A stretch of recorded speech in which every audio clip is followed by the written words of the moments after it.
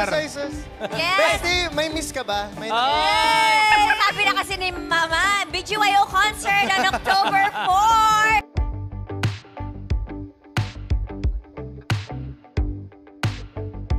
Binuking ni Darren Espanto si Kim Chiu ngayong araw sa Showtime.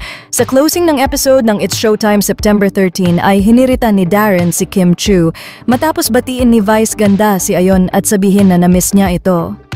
Hirit ni Darren kay Kim, "Bestie, may miss ka ba?" Nagulat nga si Kim Chiu kaya naman agad nitong iniba ang topic.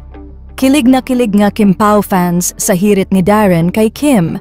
Matatandaan nakasama si Darren sa ASAP England kung saan nakasama niya sina Kim Chiu at Paulo Avellino. Kaya duda ng Kim Pao fans na mayroong alam si Darren sa dalawa, kaya naman ganito na lamang ang hirit niya kay Kim Chiu. Dalihan na natin. Ayan, pupunta sila target ready ni Kim Chiu. Kasama namin si Darren. Diretso pala kayo